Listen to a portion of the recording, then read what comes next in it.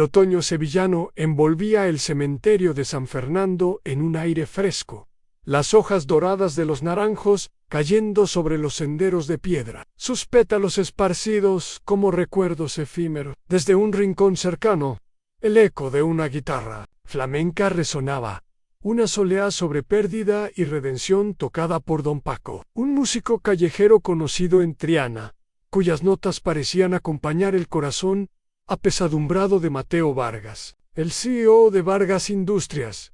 Un hombre de 42 años, con un traje hecho a medida, salió de su Mercedes negro, ajustando los puños de su camisa blanca. En el mundo corporativo Mateo era una figura apodado el Rey Silencioso por su mente estratégica y su naturaleza reservada. Pero aquí, entre las tumbas desgastadas, no era más que un viudo, visitando por tercer año consecutivo la tumba de su esposa Lucía, en el aniversario de su muerte. Un accidente de tráfico que lo había destrozado en cada año.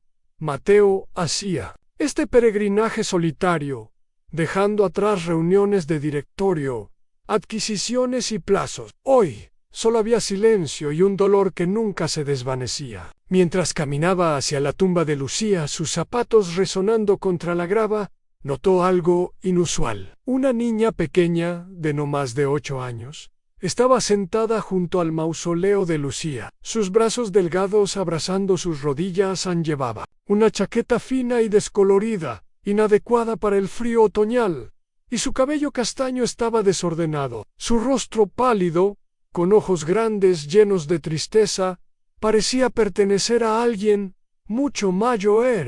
Don Paco, desde la distancia, tocaba su guitarra. Las notas de la soleá, amplificando la melancolía del momento en Mateo, frunció el ceño. Era raro ver extraños cerca de la tumba de Lucía, un lugar que él mantenía privado. ¿Quién era esta niña?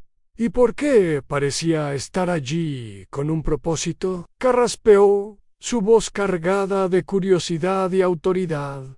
«Hola, ¿estás perdida?», preguntó, suavizando su tono, para no asustarla. La niña levantó la mirada, sus ojos castaños llenos de lágrimas encontrándose con los de Mateo, con una intensidad que lo hizo detenerse. Había algo extrañamente familiar en esos ojos.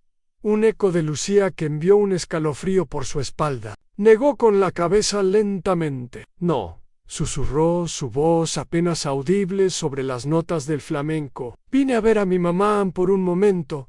Mateo pensó que había oído mal. Su corazón latió con fuerza, y una sensación fría se asentó en su pecho, como si el viento sevillano hubiera congelado su alma. «¿Chucha?», preguntó. Su voz temblorosa, casi ahogada por la guitarra de don Paco. La niña dudó antes de señalar el nombre grabado en la lápida de mármol en Lucía Vargas. El mundo pareció inclinarse. Mateo sintió que su aliento se detenía, su mente luchando por comprender lo que acababa de escuchar. Lucía nunca había estado embarazada, al menos no que él supiera. Habían hablado de tener hijos, soñando bajo los naranjos del parque de María Luisa durante la feria de abril. Pero la vida, las largas horas de trabajo, el estrés, los sacrificios silenciosos, siempre se había interpuesto. Y luego, antes de que pudieran hacer realidad ese sueño, Lucía se había ido. Sin embargo, allí estaba esta niña, afirmando ser su hija. Mientras la niña colocaba una carta doblada junto a las flores que Mateo había traído, él notó que su mano temblaba. «Me llamo Isabel», dijo en voz baja, su voz quebrándose como una cuerda de guitarra rota. «Ella solía visitarme antes de ir al cielo». Las manos de Mateo se cerraron en puños, su pulso rugiendo en sus oídos, mientras alcanzaba la carta con dedos temblorosos. Las primeras palabras lo hicieron palidecer. «Querida mamá, te extraño tanto.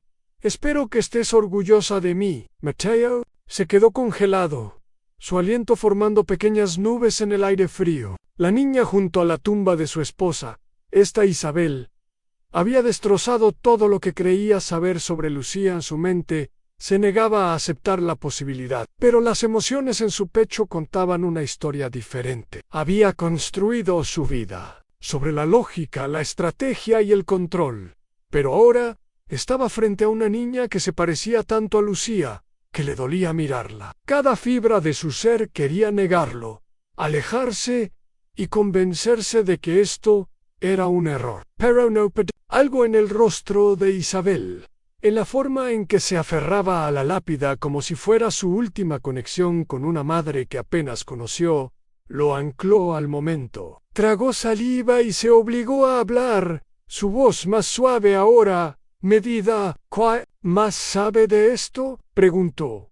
Arrodillándose para estar a su nivel, a Isabel miró hacia abajo, pateando las hojas caídas, sus pequeños zapatos desgastados rozando la grava. Solo la señora Sofía, murmuró. Ella me lo contó cuando fui lo suficientemente grande para entender. Dijo que mi mamá me quería, pero no podía cuidarme. Solía venir a veces, pero luego dejó de hacerlo. Hizo una pausa, sus ojos castaños encontrando los de Mateo nuevamente, brillando con una mezcla de tristeza y desafío. ¿Dejó de venir por tu culpa? La pregunta lo golpeó como un puñetazo, su inocencia cruda desarmándolo. ¿Lucía había ocultado a esta niña por miedo a su reacción? Mateo nunca había sido cruel, pero sabía que era un hombre que valoraba el control, que esperaba honestidad, que no manejaba bien el caos inesperado. Había temido Lucía que confesarle esto ¿los destruiría? No lo sabía, Isabel, dijo, su voz temblando con una mezcla de arrepentimiento y confusión. Si lo hubiera sabido, las cosas habrían sido diferentes. Pero incluso mientras lo decía, dudaba de sus propias palabras. ¿Habría aceptado a esta niña? ¿Habría estado dispuesto a criarla? Sacó su teléfono y marcó el número de su investigador privado. Carlos Ramírez. Necesito que investigues algo, dijo cuando Carlos respondió, su voz cortante. Una niña llamada Isabel López, en un hogar infantil Casa Esperanza, en Los Remedios. Averigua todo. ¿Cómo llegó allí? ¿Quién es su padre biológico? Y cualquier registro que la conecte con Lucía Vargas. Colgó antes de que Carlos pudiera hacer preguntas. Su mente demasiado abrumada para explicaciones, envolvió su atención a Isabel, que lo miraba con cautela, sus manos aún aferrando su mochila gastada. Ven conmigo, dijo, ofreciendo su mano. Su voz, más suave de lo que esperaba. Isabel dudó, mirando la lápida de Lucía una última vez, como si temiera dejarla atrás. Finalmente, tomó su mano. El gesto simple, enviando una ola de emoción inesperada a través de Mateo mientras caminaban hacia su coche. Don Paco dejó de tocar, sus ojos siguiendo a Mateo y la niña con una mezcla de curiosidad y respeto. Un pensamiento dominaba la mente de Mateo a Lucía. Había guardado un secreto que cambiaba todo, y ahora él necesitaba entender por qué. La ciudad, con sus naranjos y su flamenco, parecía susurrar que este encuentro en el cementerio marcaría el comienzo de una nueva vida. Una que lo obligaría a enfrentar su pasado y su corazón roto. A las calles de Sevilla brillaban bajo la luz de las farolas, los naranjos de Triana goteando tras una llovizna otoñal, sus pétalos esparcidos como recuerdos perdidos en el pavimento. Mateo Vargas conducía su Mercedes por el bullicio de la ciudad, el peso de las revelaciones del cementerio oprimiéndolo como una tormenta sevillana. Isabel López, la niña de 8 años que afirmaba ser la hija de su esposa fallecida, Lucía, estaba sentada en el asiento del copiloto, sus pequeñas manos agarrando los bordes de su chaqueta descolorida. Sus ojos castaños, tan parecidos a los de Lucía, miraban por la ventana con una mezcla de agotamiento e incertidumbre. La carta que había dejado en la tumba, querida mamá. Te extraño tanto. Espero que estés orgullosa de mí. Reposaba en el bolsillo de Mateo, cada palabra un golpe a su mundo cuidadosamente construido. ¿Dónde vives, Isabel?, preguntó Mateo, manteniendo su voz casual a pesar de la tormenta de emociones en su interior. En Casa Esperanza, respondió ella suavemente, su voz apenas audible sobre el murmullo de la ciudad. Ana está en los remedios. La señora Sofía cuida de nosotros allí. Mateo asintió, ajustando su rumbo hacia el barrio, el Guadalquivir reluciendo a su izquierda. Su mente estaba inundada de preguntas sobre Lucía. ¿Cómo pudo haber ocultado una hija? ¿Por qué no le había dicho nada? Habían compartido todo. Eso pensaba. Recordó una noche en la feria de abril, cuando él y Lucía, bajo un naranjo iluminado por farolillos, hablaron de su futuro, soñando con una familia. Pero la vida, las largas horas en Vargas Industrias, las negociaciones, los sacrificios, se había interpuesto, y luego Lucía se fue en un instante, dejando solo dolor. Llegaron a Casa Esperanza, un edificio modesto de ladrillo entre apartamentos más altos, su fachada mostrando signos de desgaste, un contraste doloroso con la mansión de Mateo en Santa Cruz. Aquí vivía la hija de Lucía, mientras él residía en un palacio con vistas al río. El pensamiento lo hizo estremecer. Una mujer cansada de unos 60 años lo recibió en la puerta, sus ojos abriéndose con sorpresa al reconocer a Mateo. «Señor Vargas», preguntó, ajustando sus gafas antes de mirar a Isabel, que se aferraba a su mochila. «¿Está todo bien con Isabel? Soy Sofía Ramírez». La directora. Mateo asintió, su tono profesional pero tenso. «¿Podemos hablar en privado?» Sofía los condujo a una pequeña oficina llena de archivadores y dibujos infantiles pegados en las paredes, sus colores vivos contrastando con la seriedad del momento. «Isabel, ¿esperas en la sala común un momento?», dijo Sofía suavemente. Isabel dudó, mirando entre ellos, sus ojos castaños llenos de cautela, pero asintió y salió en silencio, sus pasos resonando en el pasillo. Una vez solos, Mateo se inclinó hacia adelante, su voz baja pero cargada de urgencia. «Quiero respuestas», dijo. «Esa niña dice que es la hija de Lucía». Sofía suspiró, quitándose las gafas y frotándose el puente de la nariz. «Porque lo es», confirmó, su voz suave pero firme. «Lucía trajo a Isabel aquí cuando era un bebé. Dijo que no podía cuidarla adecuadamente en ese momento, pero quería permanecer en su vida. Visitaba regularmente, trayendo libros, cantando canciones, hasta el accidente hace 3 años. Mateo sintió que el aire se le escapaba, como si la solea de don Paco aún resonara en su pecho. «¿Y nunca pensó en contactarme?», preguntó su voz elevándose ligeramente, la traición cortando como un cuchillo. «Soy su esposo». «Lucía fue clara», respondió Sofía con calma. «Me hizo prometer no contactarlo. Dijo que complicaría las cosas, que no estaba listo para ser padre». A Mateo pasó una mano por su cabello oscuro, intentando procesar la información. El dolor de la revelación, mezclándose con la culpa. «¿Quién es el padre?», preguntó, temiendo la respuesta. Sofía negó con la cabeza. «Lucía nunca lo dijo. El certificado de nacimiento no lo menciona».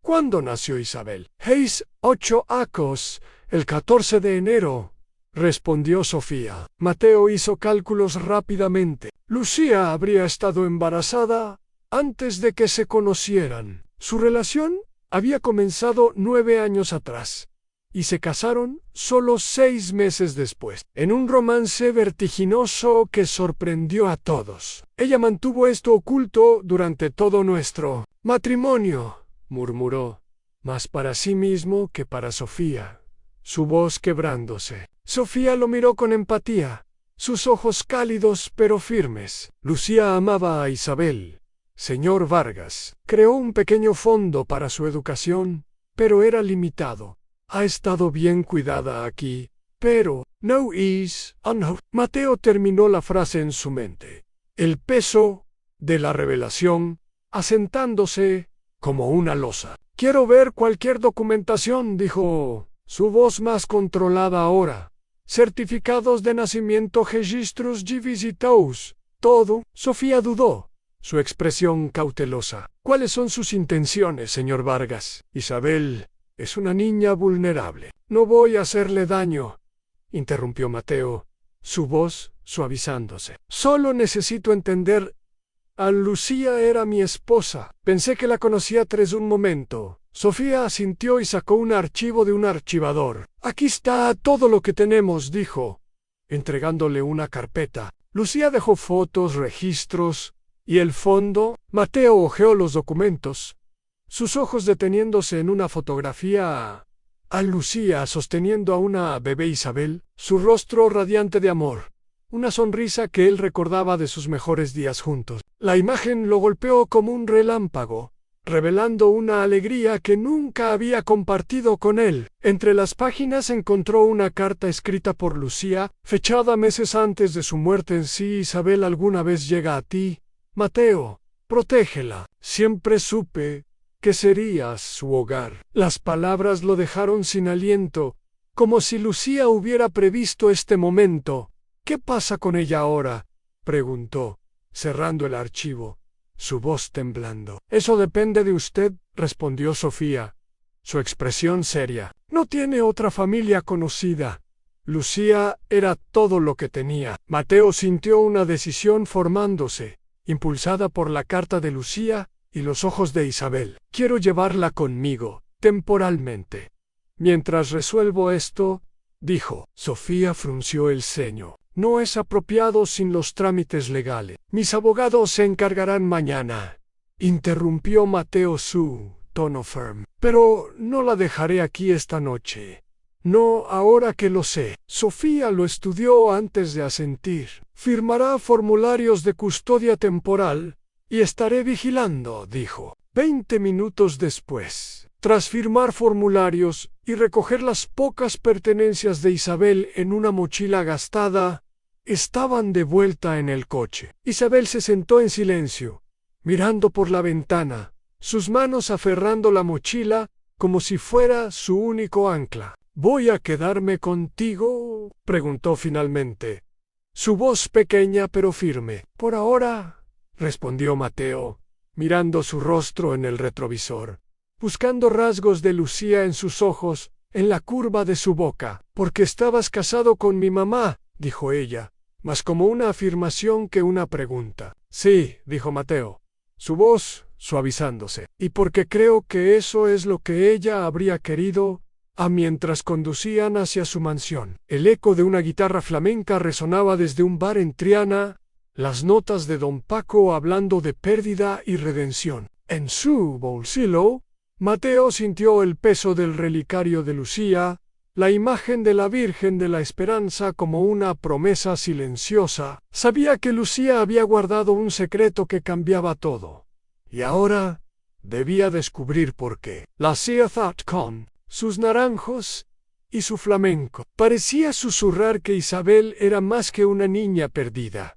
Era una oportunidad para sanar un corazón roto. La mañana sevillana amaneció con un cielo despejado, los naranjos de Santa Cruz brillando bajo el sol, sus flores blancas esparcidas por las calles, como un recordatorio de la fragilidad de la vida. Mateo Vargas apenas había dormido.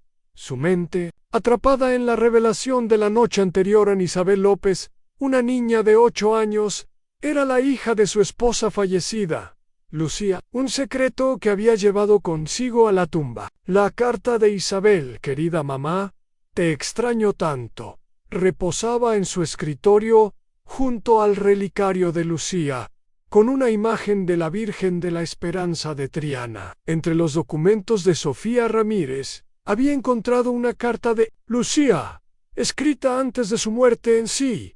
Isabel alguna vez llega a ti, Mateo, protégela. Siempre supe que sería su hogar. Las palabras lo perseguían, un eco de la mujer que había amado y perdido. Y ahora Isabel dormía en la habitación de invitados de su mansión. Su presencia un recordatorio vivo de ese secreto. Elena Morales, su asistente de confianza, llegó temprano, su tablet lleno de correos urgentes. La reunión con Navarro Farmacéutica es hoy, dijo, su tono profesional, pero teñido de preocupación. Ramírez está amenazando con un voto de no confianza si no te concentras. Mateo a la prensa, ya murmuran millonario de Sevilla, acoge a niña misteriosa. Mateo asintió, pero su mente estaba en Isabel, que había despertado y miraba con cautela desde el pasillo. Reprograma la reunión para mañana, dijo.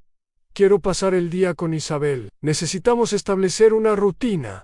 Y Carlos Ramírez debe estar investigando su pasado. Elena frunció el ceño, su voz suavizándose. Esto es un riesgo. Mateo, una niña desconocida en tu casa, sin trámites legales completos. ¿Estás seguro? No, admitió Mateo, mirando por la ventana hacia el Guadalquivir, donde las luces de Triana titilaban. Pero no podía dejarla en casa Esperanza. No después de lo que supe. Elena suspiró. Entonces prepararé todo para la visita de la trabajadora social esta tarde.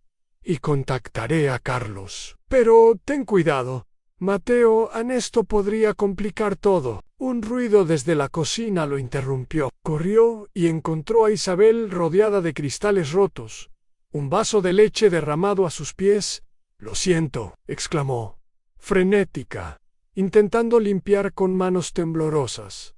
Solo quería desayunar. Mateo se arrodilló, recogiendo los cristales con cuidado, su voz suave para no asustarla. No pasa nada, Isabel. ¿Estás herida? Ella negó con la cabeza, sus ojos castaños llenos de miedo, como si esperara un castigo. Pensé que podía ayudar, murmuró, su voz apenas audible.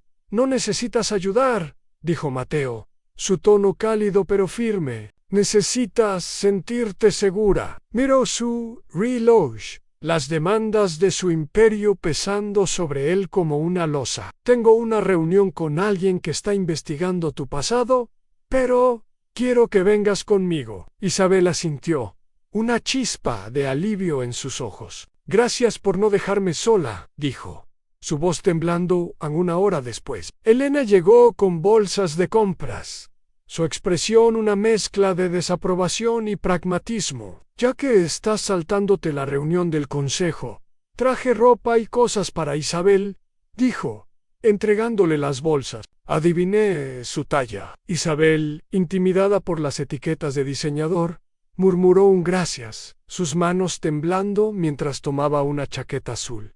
Elena llevó a Mateo aparte. La trabajadora social Carmen Ruiz viene a las 3 y Ramírez está furioso. Mateo asintió. Prepara a Isabel para la visita y asegúrate de que Carlos tenga todo lo necesario para investigar a fondo en esa tarde. Carmen Ruiz llegó, su portapapeles en mano, escrutando la mansión desde los azulejos sevillanos hasta los naranjos del patio. Señor Vargas, dijo, sentándose en el comedor, su tono profesional. Su hogar es impresionante, pero cuidar a una menor requiere más que recursos.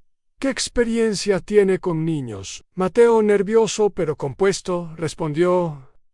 Perdí a mi esposa, señorita Ruiz. Sé lo que es la pérdida. Estoy comprometido a darle a Isabel estabilidad, con médicos, una terapeuta y un tutor. Carmen tomó notas. Isan comienzo. Pero la custodia temporal será revisada en una audiencia. Hay rumores de un hombre, Javier Navarro, un empresario que compitió con usted, que podría ser el padre biológico. Mateo sintió un nudo en el estómago. Javier Navarro, su rival en la industria farmacéutica. Un hombre conocido por su ambición implacable y 2 matrimonios fallidos. ¿Podría ser el padre de Isabel? ¿Sabe de ella?, preguntó, su voz tensa. Carmen ha contactado a Casa Esperanza, preguntando por una niña conectada con Lucía. No está claro si sabe de Isabel, pero está investigando. Prepárese. Esa noche, Mateo encontró a Isabel en su habitación, hojeando un libro de cuentos que Sofía le había dado. ¿Tendré que irme?, preguntó, su voz temblando. Mateo se sentó a su lado, su mano en su hombro. No, Isabel, prometo pelear por ti.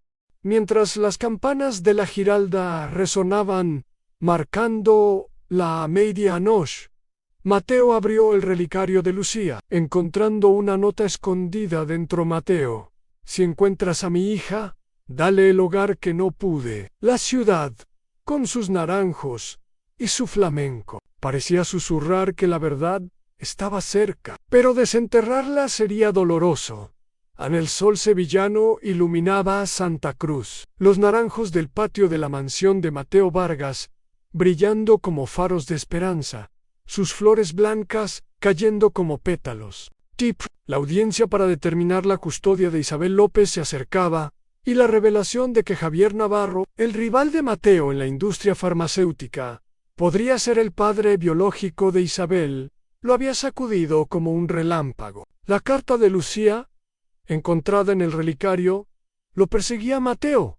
Si encuentras a mi hija, dale el hogar que no pude. Isabel, la niña de 8 años que había encontrado en el cementerio, se había convertido en una presencia constante en su vida, sus dibujos de naranjos, llenando su habitación de color. Pero protegerla significaba enfrentarse a Navarro, un hombre cuya ambición era tan implacable como la de Mateo en sus peores días.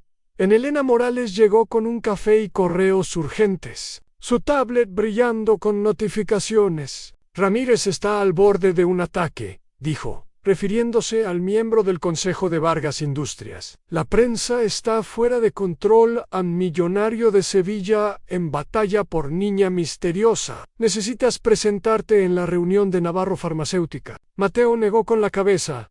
Su mirada fija en el relicario de Lucía en Isabel es la prioridad, dijo. Prepara la audiencia con Luis Sánchez, nuestro abogado, y asegúrate de que Carlos Ramírez investigue a fondo a Javier Navarro. Quiero saber si sabe de Isabel. Elena frunció el ceño, su tono suavizándose. Esto es un campo minado. Mateo si Navarro es el padre. Tiene derechos legales. No, Mateo asintió, tocando el relicario. La imagen de la Virgen de la Esperanza brillando como una súplica. No dejaré que se la lleven, dijo, su voz firme como el acero sevillano. En esa tarde, Carmen Ruiz, la trabajadora social, llegó para la visita al hogar, escrutando la mansión. Señor Vargas, dijo, su compromiso es notable, pero la audiencia será Navarro ha contactado a Casa Esperanza, preguntando por una niña conectada con Lucián. Mateo sintió un escalofrío. ¿Sabe de Isabel?, preguntó. Su voz tensa. Carmen dudó. No está claro, pero está investigando registros financieros. Prepárese. Mateo llevó a Isabel a la Fundación Esperanza, un centro comunitario en Triana, donde Ana, una vecina que había perdido a su hija por un medicamento defectuoso, organizaba talleres de arte. Isabel, con un cuaderno lleno de dibujos de naranjos, parecía más relajada, pero sus ojos mostraban miedo. ¿Tendré que irme?, preguntó, su voz temblando mientras dibujaba una sevillana. Mateo se arrodilló, su mano en su hombro. No, Isabel, prometo pelear por ti, dijo, su voz cargada de convicción. A la audiencia en el Palacio de Justicia de Sevilla fue un campo de batalla. Mateo, flanqueado por Luis y Elena, guió a Isabel por las escaleras, su mano protectora en su hombro, mientras los reporteros gritaban: ¿Es cierto que un millonario reclama a la hija secreta de su esposa? Dentro, Javier Navarro, con su traje impecable, estaba con su abogado, su mirada fría fija en Mateo. Isabel es mi hija, dijo, su voz cortante. Tengo derecho a ella. Un flashback irrumpió en la mente de Mateo años atrás. Navarro, derrotado en una licitación, lo miró con desprecio, diciendo: Lucía eligió al hombre equivocado. Ahora, ese rencor parecía alimentar su lucha por Isabel. Isabel tembló, aferrándose a Mateo. No lo conozco, susurró, sus ojos llenos de miedo. Luis presentó los registros de Casa Esperanza, mostrando que Lucía nunca nombró a Navarro como padre. Isabel testificó a solas, su voz temblando: Quiero quedarme con Mateo. Él me hace sentir segura. El juez, don Rafael Gómez, influenciado por las conexiones de Navarro con la iglesia local, dudó, pero dictaminó una custodia temporal para Mateo por 90 días. Mientras se investigaba la paternidad, Navarro salió, su mirada prometiendo represalias en esa noche. En un bar de tapas en Triana, Ana organizó un evento con velas y flores. Don Paco tocando una bulería sobre esperanza, sus notas resonando con la lucha de Mateo Antriana está contigo. Isabel, dijo Ana, sirviendo puchero. Mateo, sosteniendo la mano de Isabel, sintió una chispa de esperanza, pero la amenaza de Navarro lo perseguía como una sombra. Mientras las campanas de la Giralda resonaban, supo que la batalla apenas comenzaba. La ciudad, con sus naranjos y su flamenco, parecía susurrar que proteger a Isabel sería su redención. La primavera sevillana irrumpió con un estallido de naranjos en flor, sus pétalos blancos cubriendo las calles de Triana como una alfombra efímera, el aroma dulce mezclándose con el bullicio del mercado y el lamento de una guitarra flamenca. Don Paco, el músico callejero, tocaba una soleá sobre verdad y justicia frente al mercado, sus notas resonando con la lucha de Mateo Vargas. Había asegurado la custodia temporal de Isabel López, pero la confirmación de que Javier Navarro, su rival en la industria farmacéutica, era el padre biológico de Isabel, lo había sacudido como un relámpago. Las grabaciones de Casa Esperanza, entregadas por Sofía Ramírez, mostraban que Lucía había ocultado a Isabel para protegerla de Navarro, cuya ambición y 2 matrimonios fallidos sugerían un hombre incapaz de criar a una niña. Pero Navarro ahora reclamaba sus derechos, dispuesto a usar su riqueza y conexiones para ganar en la Mance. Isabel llenaba su habitación con dibujos de naranjos y sevillanas, asistiendo a talleres de arte en la Fundación Esperanza, dirigida por Aina Mateo, con la ayuda de Elena Morales y Ana. Había contratado a la doctora Sofía López para sesiones de terapia y a don Miguel Vargas como tutor. Pero la presión crecía. Los medios sevillanos publicaban titulares sensacionalistas. Millonario de Sevilla en batalla por niña misteriosa. Navarro había contratado a un investigador privado, y los rumores de una prueba de ADN circulaban como el viento en Triana. Una tarde, Carlos Ramírez llamó con noticias inquietantes.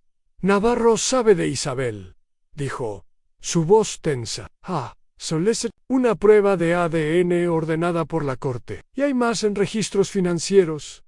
Muestran pagos mensuales de Lucía a Casa Esperanza, separados del fondo que creó. Comenzaron antes de que naciera Isabel. Mateo sintió un nudo en el estómago, su mano apretando el relicario de Lucía. Lucía había planeado cuidadosamente el cuidado de Isabel, incluso antes de conocerlo. ¿Por qué no me lo dijo? Mirando la imagen de la Virgen de la Esperanza, como si buscara respuestas en su brillo, Mateo se reunió con Isabel en el parque de María Luisa, donde ella jugaba bajo los naranjos, su cuaderno lleno de dibujos. ¿Tendré que irme con él?, preguntó, su voz temblando mientras dibujaba una sevillana. Mateo la abrazó, su corazón apretándose. No, Isabela, no dejaré que te lleven, prometió, su voz firme. Pero esa noche encontró un naranjo pequeño, roto en la puerta de la mansión, con una nota en la sangre: reclama a Isabel. De la amenaza de Navarro era clara, y el miedo se asentó en su pecho en esa noche. Mientras conducía a casa, un grupo de hombres bloqueó su coche, rompiendo un faro y dejando otro naranjo roto en el capó. Vargas, Ciceo 1, Navarro dice, que devuelvas a Isabel, o tu mansión arderá. Mateo escapó, su corazón acelerado, pero la amenaza reforzó su determinación. En un bar de tapas en Triana, Ana reunió a vecinos, que dejaron velas y flores, mientras don Paco tocó una bulería dedicada a Isabel, sus notas resonando con resistencia. Triana está contigo, Mateo, dijo Ana, su voz cálida. Pero Navarro es peligroso. Tiene aliados en el ayuntamiento. Mateo asintió, su determinación creciendo como un naranjo bajo el sol sevillano. No dejaré que gane, prometió, sosteniendo el relicario de Lucía. Mientras las campanas de la Giralda resonaban, marcando la medianoche, Supo que la verdad estaba cerca, pero el costo sería alto. La ciudad, con sus naranjos y su flamenco, parecía susurrar que proteger a Isabel sería una batalla feroz. Pero también su redención, el verano sevillano, trajo un calor abrasador. Las calles de Triana vibrando con el bullicio de la feria de abril. Mateo llevó a Isabel a una caseta, donde ella, con un vestido de volantes prestado, intentó bailar una sevillana, sus risas llenando el aire mientras la multitud aplaudía. El aroma a vino tinto, tortilla de patatas y flores de naranjo, envolviéndolos. Isabel, libre por primera vez de la sombra del cementerio, giraba con una alegría que calentaba el corazón de Mateo. Pero la amenaza de Javier Navarro, el padre biológico de Isabel, pesaba como una tormenta. La prueba de ADN había confirmado su paternidad, y Navarro ahora exigía la custodia total, dispuesto a usar su riqueza y conexiones para lograrlo. En la Fundación Esperanza, Mateo se reunió con Luis Sánchez, su abogado. La prueba de ADN le da derechos legales, dijo Luis, su voz tensa. Pero tenemos las grabaciones de Casa Esperanza mostrando que Lucía quería proteger a Isabel de Navarro, y hay rumores de su temperamento en 2 matrimonios fallidos, relaciones rotas, nois, para criar a una niña. Mateo asintió, su mirada fija en un naranjo en el patio. No dejaré que se la lleve, Luis, dijo, su voz firme. Isabel es feliz aquí. Esa noche, Navarro irrumpió en la mansión, su presencia imponente llenando el vestíbulo, su traje impecable contrastando con la furia en sus ojos. Isabel es mi hija, Vargas, dijo, su voz fría como el Guadalquivir en invierno. Un flashback cruzó la mente de Mateo, años atrás.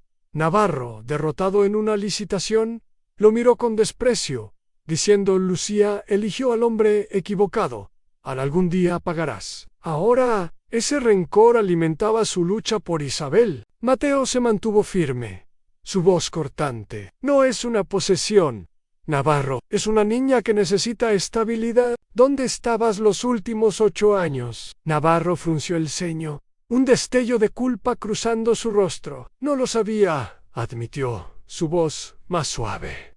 Lucía nunca me lo dijo. Pero ahora que lo sé, no la dejaré contigo. Isabel, escondida tras una puerta, salió, su voz temblando. Quiero quedarme con Mateo, dijo, aferrándose a él. No te conozco. Navarro se suavizó, arrodillándose. Soy tu papá, Isabel. Quiero conocerte, dijo, su tono genuino pero teñido de desesperación. Pero ella se aferró a Mateo, sus ojos llenos de miedo. Navarro salió, pero su promesa resonó. Esto no ha terminado.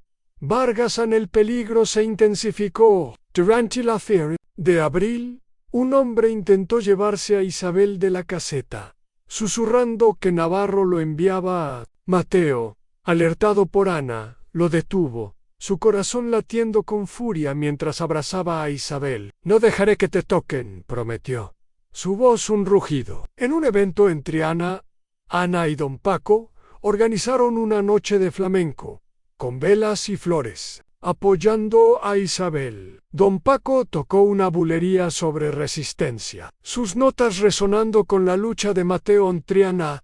No te abandona, dijo Ana, sirviendo puchero. Pero Mateo sabía que la batalla con Navarro sería feroz. Mientras las campanas de la Giralda resonaban, sintió que la verdad estaba cerca, pero el costo sería alto. El calor sevillano se intensificaba, las calles de Santa Cruz llenas de turistas, y el eco de las sevillanas anunciando la feria de abril. Un preludio de alegría que contrastaba con la tormenta que rugía en el corazón de Mateo Vargas. Había asegurado la custodia temporal de Isabel López, pero la amenaza de Javier Navarro, esto no ha terminado, resonaba como un tambor flamenco. Navarro, confirmado como el padre biológico de Isabel, había solicitado la custodia total, desencadenando una nueva audiencia. Pero un descubrimiento inesperado cambiaría todo. Sofía Ramírez, de Casa Esperanza, encontró una caja sellada de Lucía, con una carta para Isabel, Mateo y Navarro, destinada a abrirse en el 9º cumpleaños de Isabel Mateo Seyri Jr., con Sofía en la Fundación Esperanza, donde Isabel asistía a talleres de arte, sus dibujos de naranjos y sevillanas, llenando de color el espacio. Lucía sabía que eventualmente ustedes se encontrarían, dijo Sofía, entregando la caja. Quería que esta carta uniera sus caminos. En la mansión, Mateo, Isabel y Navarro se reunieron, la caja en la mesa, su presencia como un cuarto participante silencioso. Isabel abrió la carta con una llave de plata, su voz temblando mientras leía: querida Isabel, Mateo, Javier, si están juntos, es porque el destino los unió. Isabel, eres mi mayo, eres amor. Javier, no te dije de Isabel por miedo a que tu ambición la dañara. Eras un hombre consumido por la rivalidad con Mateo en Mateo. Te oculté esto para proteger nuestra felicidad, pero siempre supe que cuidarías de ella como yo no pude. En la carta reveló que Lucía había querido proteger a Isabel de la rivalidad entre Mateo y Navarro, temiendo que su ambición destruyera a la niña. Navarro, visiblemente afectado, bajó la mirada. No sabía de ella, dijo, su voz quebrándose. Pero quiero ser su padre. Mateo asintió, su mano en el relicario de Lucía. Ella necesita a ambos, dijo. Propongo una custodia compartida, una solución que priorice la estabilidad de Isabel. Navarro, tras un silencio pesado, aceptó, sus ojos mostrando un destello de redención. En esa noche, Mateo llevó a Isabel al parque de María Luisa, donde ella dibujaba bajo los naranjos. ¿Estaré contigo siempre?, preguntó, su voz suave. Siempre, prometió Mateo, su corazón lleno de una certeza nueva. En un bar de tapas, Ana organizó un evento con velas y flores. Don Paco tocando una bulería sobre familia, sus notas resonando con esperanza. Triana está contigo, Isabel, dijo Ana, sirviendo puchero. Mateo, sosteniendo la mano de Isabel, sintió que la verdad los había unido, pero la paz era frágil. Mientras las campanas de la Giralda resonaban, la ciudad parecía susurrar que su lucha había valido la pena. El otoño sevillano trajo una brisa fresca, las hojas de los naranjos cayendo sobre las calles de los Remedios como un manto dorado, su aroma dulce mezclándose con el eco lejano de una guitarra flamenca. Mateo Vargas, ahora un guardián comprometido con Isabel López, había transformado su vida. La mansión, antes un mausoleo de soledad, estaba llena de vida en dibujos de Isabel de naranjos y procesiones, risas de su tutor, don Miguel Vargas, y la presencia constante de Elena Morales y Ana, la vecina de Triana, que lideraba el apoyo comunitario. La carta de Lucía había unido a Mateo y Javier Navarro en una custodia compartida, formando una familia inesperada para Isabel, una niña que había traído luz a sus vidas. El 9º cumpleaños de Isabel llegó en un día claro de enero. Mateo y Navarro organizaron una celebración en la Fundación Esperanza, decorada con luces, naranjos y motivos de cuentos infantiles, los favoritos de Isabel. Ella, radiante en un vestido azul, corrió hacia ellos, su sonrisa iluminando el lugar. Ana y don Paco lideraron un evento de flamenco, con velas y flores, mientras los vecinos de Triana aplaudían. Isabel, aprendiendo con don Paco, tocó una sevillana sencilla en la guitarra, dedicándola a Mateo y Navarro, sus notas resonando con gratitud. Pero una carta anónima llegó, escrita por un aliado de Navarro en Isabel. Pertenece a su sangre. Vargas, Retro C. Ana y los vecinos, alertados por don Paco, descubrieron al autor, un antiguo socio de Navarro, frustrando la amenaza durante la Semana Santa. Mateo llevó a Isabel y Navarro a la procesión de la Virgen de la Esperanza de Triana. Su manto verde, brillando bajo las luces, como un faro de redención. Una luz camte. La estatua iluminó a Isabel, como si Lucía estuviera bendiciendo a su familia. Isabel, sosteniendo un naranjo pequeño, susurró: gracias, Mateo, por salvarme. Mateo negó, con la cabeza, lágrimas en los ojos. Fue Lucía, fue Triana, fue todos nosotros, dijo Anne en su estudio. Mateo encontró un video corto en la caja sellada de Lucía, grabado meses antes de su muerte. En él, Lucía, con una sonrisa radiante, decía a Mateo: si encuentras a Isabel, protégela. Siempre supe que sería su hogar. Y Javier, sé el padre que ella merece.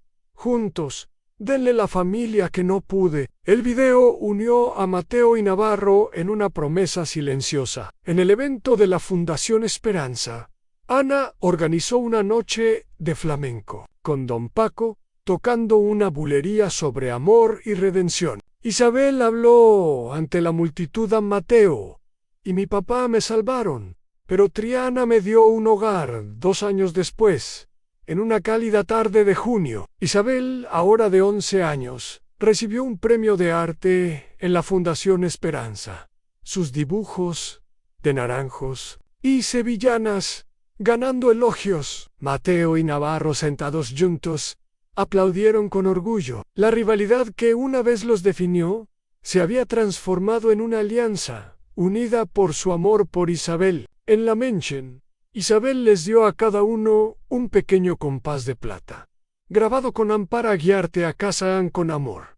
Isabel, ella explicó: An siempre vuelven a mí, como una familia. Mateo, tocando el compás, sintió que Lucía estaba con ellos. Su legado vivo en esta familia inesperada, mientras las campanas de la Guiralda resonaban, la ciudad, con sus naranjos y su flamenco, prometía un nuevo comienzo, uno construido sobre el amor, la justicia y las promesas cumplidas. Mateo supo que su mayor pérdida lo había llevado a su mayor bendición, Anne, una familia que nunca imaginó, pero que ahora no podía vivir sin.